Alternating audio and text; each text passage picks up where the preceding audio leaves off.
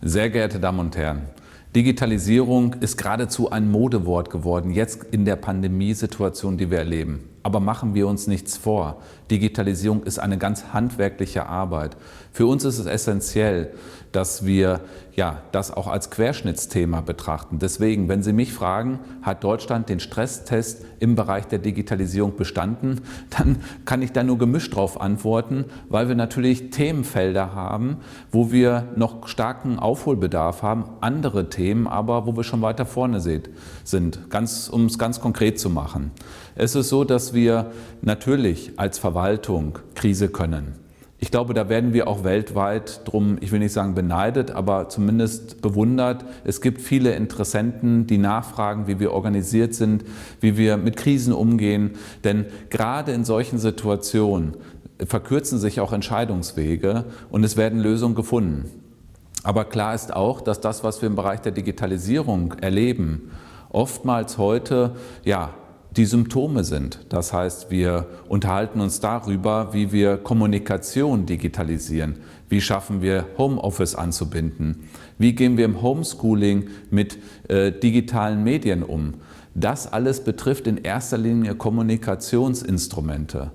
Digitalisierung geht aber viel weiter. Entscheidend ist doch, dass wir wissen, welche Daten produzieren wir, welche Daten haben wir, wie nutzen wir sie, um Entscheidungsprozesse gut gestalten zu können. Wie schaffen wir eine Ende-zu-Ende-Digitalisierung? Das ist ja nicht nur das Frontend, wo ich einen Antrag elektronisch einschicken kann, sondern auch die Verarbeitung. Wie gestalte ich die Prozesse dahinter so, dass ich Effizienzen heben kann, indem ich unnütze Wartezeiten dadurch eliminiere, dass ich mehrere Institutionen, mehrere Stellen, die am Prozess beteiligt sind, gleichzeitig darauf arbeiten lassen. Und deswegen ist klar geworden, auch im Rahmen der Pandemie, wo sicherlich die Digitalisierung sehr in den Fokus gerückt ist, um Menschen zu helfen, um Institutionen abzusichern, um auch Kommunikation weiter nach vorne zu bringen, ist es klar geworden, dass Digitalisierung nicht dort Halt machen darf. Ich bin sehr froh, dass wir zum Beispiel dem Bundesinnenministerium einen ganz konkreten, handfesten 9-Punkte-Arbeitsplan entwickelt haben, der eine Laufzeit von 12 Monaten hat, hinter dem 30 Projekte liegen mit 30 konkreten Produkten, die bei den Menschen oder bei den Adressaten wirken sollen, auch spürbar werden sollen. Viele dieser Themen, die dort adressiert werden, ob das die digitale Gesellschaft ist, die digitale Verwaltung oder die Sicherheit im Cyber- und Informationsraum, werden mit dem 9-Punkte-Plan nicht abgeschlossen sein. Aber wir werden merklich Schritte nach vorne gemacht haben. Es gibt dort viele Themen, die gerade jetzt in den nächsten Wochen sichtbar werden. Das ist einmal das Thema elektronische Identitäten. Klar ist, dort wo wir Verwaltungsleistungen, zum Beispiel über das Onlinezugangsgesetz digitalisieren, muss bewusst und bekannt sein, welche Person, welche Institution adressiert die Verwaltung gerade über das Internet. Das kann nur gelingen mit elektronischen Identitäten. Wir haben den elektronischen Online-Ausweis mit unserem Personalausweis heute bereits schon in einer guten Usability. Die wollen wir noch weiter verbessern. Wir wollen dafür sorgen, dass man dann App-basiert, so wie es heute auch ist, dass man sich eine App herunterladen kann von jedem verfügbaren App Store, nennt sich Ausweis App 2 und dort dann den Personalausweis ans Handy halte, dass ich künftig auf den Personalausweis faktisch verzichten kann in der haptischen Form, weil ich ihn gleich auf dem Handy drauf habe. Entscheidend ist aber, dass das eine Master-ID ist, die sozusagen die Eintrittskarte in ein elektronisches Identitäten-Ökosystem sein muss. Denn viel zu häufig haben wir es heute noch mit PDF-Dokumenten, auch mit qualifiziert signierten Dokumenten zu tun.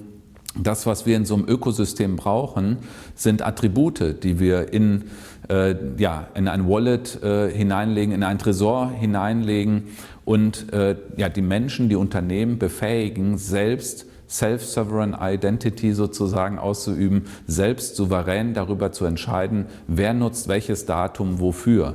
Dass da keine Dokumente abgelegt werden, sondern die einzelnen Attribute hinterlegt sind.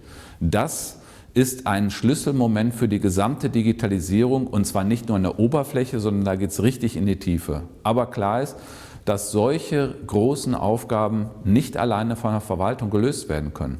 Denn wir produzieren viel zu wenig Use Cases. Vorgänge. Natürlich ist es so, wenn Sie eine Geburtsurkunde beantragen, dann ist das für Sie ein einmaliger Vorgang. Das machen Sie 1, 2, 3, 4 Mal im Leben. Aber dafür laden Sie sich nicht extra eine App runter und merken sich eine PIN und gehen damit um. Dafür ist es zu selten. Für die Verwaltung sind es aber auf der anderen Seite gleich 84 Millionen Vorgänge, wenn jeder nur einmal das machen würde. Und das ist natürlich ein erhebliches Potenzial. Das ist jetzt nur ein Beispiel. Solche Lagen haben wir nicht nur in der Verwaltung, sondern auch in der Wirtschaft. Viele Unternehmen waren ebenfalls schon bemüht, elektronische Identitäten in den Markt einzuführen, weil auch sie davon profitieren, wenn zum Beispiel Flüge elektronisch gebucht werden können und klar ist, welche Identität steht dahinter, ein Bankkonto eröffnet werden kann oder andere Dinge. Aber auch hier sind die Vorgänge eben endlich. Das heißt, wir eröffnen ja nicht jede Woche ein neues Bankkonto oder fliegen jeden Tag, vor allem nicht jetzt gerade zu der Pandemiesituation. Und deswegen lohnt es sich nicht für ein spezifisches Unternehmen, dass ich mir dort auch wieder eine App runterlade und mir wieder eine PIN merke. Nein. Wir müssen jetzt Verwaltung und Wirtschaft Hand in Hand gehen, um genau solche Schlüsseltechnologien mit Leben zu füllen und solche Angebote an die Menschen und Unternehmen zu formulieren. Nur dann kann es gelingen. Wenn wir eine gute Usability haben, den Bedarf in den Mittelpunkt stellen, also viele Anwendungsfälle generieren und dann mit einer klugen Kommunikation Menschen dort abholen, wo sie sind, dann werden wir so ein Ökosystem der Identität mit Leben füllen. Das ist keine nationale Aufgabe, das muss uns europäisch gelingen, im Idealfall sogar international. Und auch das kann eben nur im Zusammenwirken zwischen Wirtschaft und der Verwaltung gelingen. Wir haben eine Mammutaufgabe vor uns, das ist klar, aber wir sollten uns davon auch nicht abschrecken lassen. Wir sollten auch nicht jede Woche eine neue Sau durchs Dorf tragen, sondern wir sollten jetzt ganz konsequent handwerklich diese Arbeiten vollziehen. Wir sind gerade dabei, ja die Verwaltung zu digitalisieren. Dort bin ich froh, dass die Bundesregierung 3 Milliarden Euro in die Hand genommen hat, um genau das zu leisten. Auch unter Konjunkturaspekten, denn eine digitale Verwaltung ist auch ein wichtiger Beitrag für den Wirtschaftsstandort hier in Deutschland, denn Unternehmen sind ja die Power-User unserer Leistungen. Und vor dem Hintergrund ist es genau richtig, dass jetzt dieses Geld in die Hand genommen worden ist, wobei ich zugebe, Geld ist nicht unser höchstes Problem, sondern das tatsächliche Tun, das ist das Entscheidende. Und vor dem Hintergrund ist es gut, dass wir jetzt aber auf Basis dieses Geldes Verträge mit den Ländern geschlossen haben, dass wir klare Projektanträge haben, dass wir klare Zeitleisten vereinbaren und vereinbart haben, in denen jetzt diese Leistungen digitalisiert werden. Es ist bereits viel geschehen. Wir haben viel digitalisiert, wenn ich alleine an BAföG denke oder an den Bauantrag. All das gibt es heute elektronisch. Unsere Herausforderung ist dafür zu sorgen, dass es das flächendeckend gibt. In jedem Ort in Deutschland, dass ich das von überall aus auch nutzen kann. Da sind wir noch ein gutes Stück weit von entfernt. Deswegen müssen wir das Prinzip einer für alle noch stärker mit Leben füllen. Wir brauchen Infrastrukturen dafür. Wir brauchen Plattformen, die dafür sorgen, dass auch die 11.000 Kommunen angeschlossen sind. Denn ich bin überzeugt davon, dass wir jetzt gerade eine Phase der Digitalisierung erleben. Und ich bin überzeugt davon, bis Ende des nächsten Jahres wird es uns gelingen, die Verwaltungsleistung digital vorhanden zu haben. Aber ob es uns gelingt, die auch flächendeckend überall verfügbar zu haben, da habe ich meine Fragezeichen dran. Da müssen wir noch ganz kräftig dran arbeiten. Dazu gehört das Thema Infrastruktur mit Plattformen, dazu gehört das Thema Kommunikation vor allem. Und nach dieser Phase der Digitalisierung, darunter verstehe ich eben das Bauen von digitalen Lösungen, werden wir noch mal stärker auch das Thema Harmonisierung besprechen müssen. Ich hoffe sehr, dass es uns gelingt, diese Phase nicht zu weit hinauszuzögern, sondern möglichst stark zu parallelisieren mit unserer jetzigen Phase der Digitalisierung. Das heißt, es kann ja nicht sein, dass wir jetzt diese ganze heterogene Landschaft weiter perpetuieren, weiter fortschreiben, entwickeln. Nein, wir müssen stärker gucken, wo können wir die Dinge zusammenbekommen. Und deswegen finde ich es richtig, wo jetzt ein Unternehmenskonto entwickelt wurde, das aus meiner Sicht hervorragend geeignet ist, dass der Bund sein Organisationenkonto in der Entwicklung einstellt. Wir gehen jetzt auf das, was die Länder entwickelt haben und werden das implementieren. Bei all diesem Tun brauchen wir Kooperationspartner. in der Wirtschaft. Wir brauchen aber auch die Systemintegratoren. Ich bin sehr froh über die Zusammenarbeit mit Bechtle, wo wirklich ein sehr fundierter Input und auch wirklich gerade dieses handwerkliche Ende zu Ende geleistet wird. Genau solche Partnerschaften brauchen wir, um zusammen mit den öffentlichen Dienstleistern und den vielen, vielen Stakeholdern gemeinschaftlich dieses verabredete Programm jetzt umzusetzen. Wir haben kein Erkenntnisproblem. Wir wissen genau, was zu tun ist. Wir haben die Zeitpläne, wir haben die Fahrpläne, wir haben die inhaltliche Ausarbeitung. Es muss jetzt gemacht werden.